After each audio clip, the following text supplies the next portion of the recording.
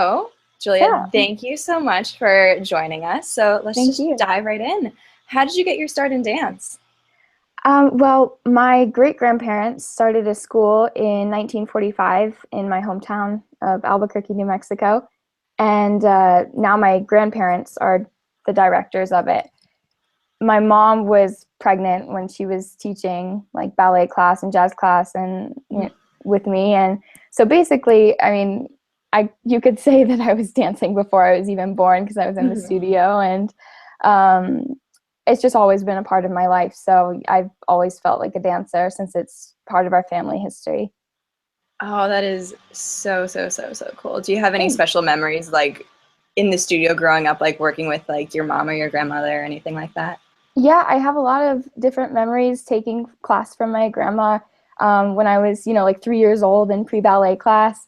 And my mom taught me until I was 14 years old. So a lot of memories of that, not always agreeing with her, but, and she still teaches me now and Mhm. choreographs for me. So, yeah, it's been amazing to have that support from my family from the very beginning. Oh, that's awesome. So on a lot of your social media, you have a lot about talking about how you're a vegan or plant-based ballerina. What made you decide to go vegan? That was when I was 15, my dad gave me a book called Green for Life, and it was Mhm. just on like smoothie recipes, really. But it was really informational, and it just like talked about the value of putting like more fresh fruit and greens into your daily diet and like drinking Mhm. like big amounts of like fresh produce. So, and it talked about how it like changed this woman's life. It was kind of like a health biography as well for her. So Okay. I found that really just amazing to learn all that information. And that was like my first little glance into like a plant-based lifestyle. And as I kept kind of digging deeper into um, living plant based, I learned more about veganism, which is, like encompasses not only what you eat, but what you wear and the cosmetics that you use and things like that. Mhm. And all of the values of veganism just really resonated with me. And I was like, okay, I get this. And I really like want to live like this. So I pretty much went vegan overnight, just from researching and reading and watching videos and things like that. It happened pretty quickly. Yeah. Was it hard to make the switch from like normal eating to eating vegan, or did you feel like it just made sense to you? For me, it just made sense. I think everyone has different uh, habits of eating and things like that. My family always ate very healthily, like not a lot of processed food, and we never really had much dairy anyways in the house. Like we just never were big on milk drinking, and we had meat.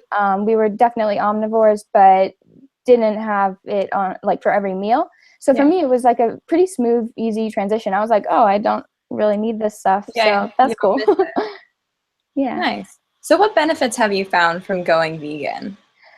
I overall, I just feel more vital. I feel like I have energy, like I'm not waking up like still digesting last Yeah. night's dinner or something like that. Like I just feel really energized when I wake up in the morning.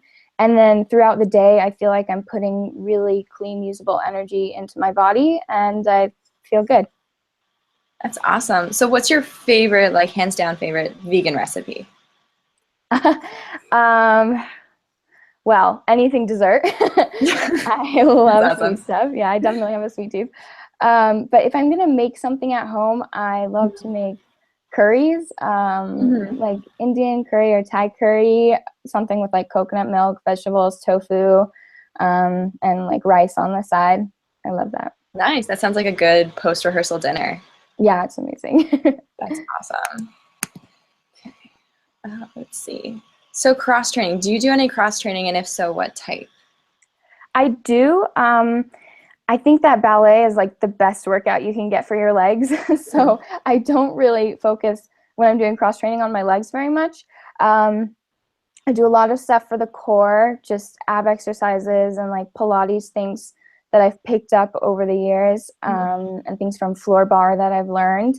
And I focus a little bit on the upper body, you know, things that I can do just to help strengthen my back and help support my port de bras. And I like to do things on the Bosu ball for balance. What else? I try to run like once or twice, or just walk at like an incline for stamina, like once or twice a week. I just find it kind of helps. If I'm working on a full-length pas de deux, I'm like trying to do everything I can for stamina. Oh yeah, no, that's the hardest thing. Do you run a couple miles, or you're just like, okay, I just need to do the length of the pas, and then that's it? I don't know. It's different every single time. It kind of depends on how I'm feeling, and I try not to push it too much with the running, you know, because like I have to be sure that the next day I can go into class and be fine and not be too sore or anything. But I try to do like 30 minutes, and that kind of is different on what speed I'm going, but it'll usually even out to be a couple miles or so. Oh wow, kudos. I do like a half and I'm like, okay, I'm good. Right? I'm done. I can't do this anymore. I just play music really loud and it distracts me. Same. Actually, because I try to find music that's like at my running speed. So I found that the song My Shot from Hamilton the Musical is a really great running, and it's like 5 minutes. So that's like a good length of a variation or like a pas or something. And I'm like, I can do this. I can be great. Lin-Manuel Miranda thinks I can do this. I'm like, yes. Incredible.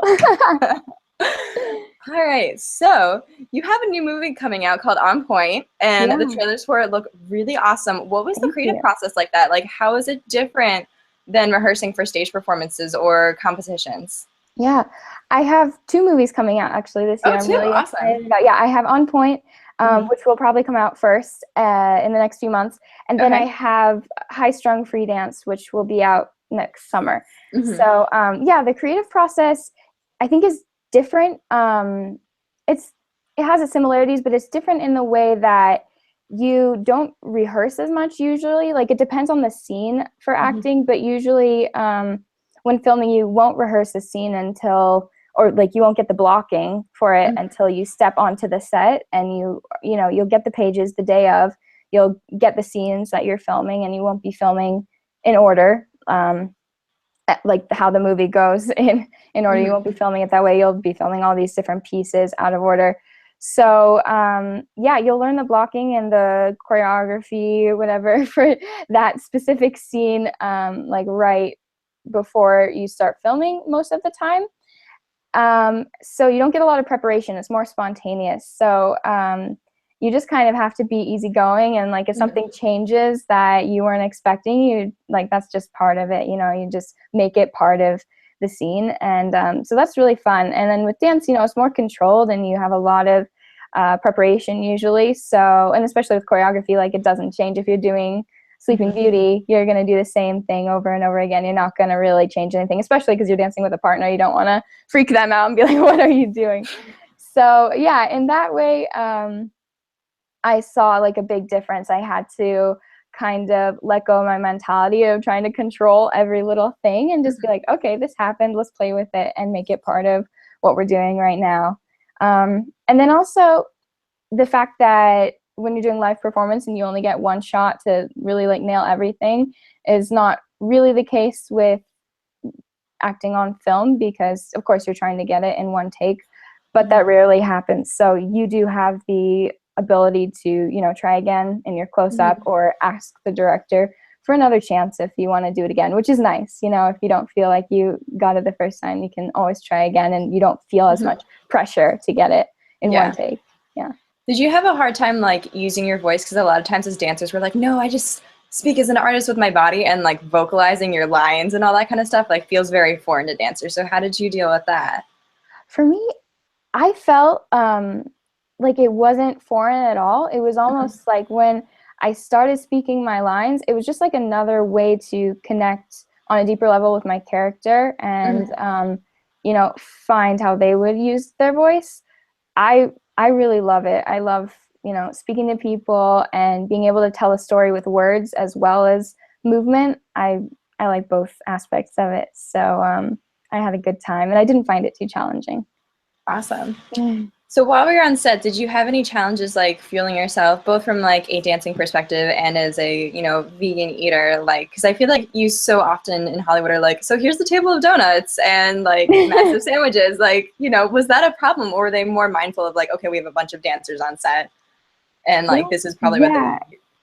The past 2 movies that I've filmed have been with dancers in it and been, focused around dance. So I think they've been very mindful of that. And most dancers aren't eating pizza and donuts for every meal, even though they, we do sometimes, occasionally. But so they've been really helpful for me on set. I had even like in my last movie when I was filming High Strung, I was in Romania, and I was a little worried going to Romania, like what my options were going to be. But it turned out to be like amazing. The catering was great, and they had someone like following me around all the time with like a plate of fruit and nuts, just like, do you need more food? Do you need more food? So that's nice. Yeah, I've had really wonderful experiences so far.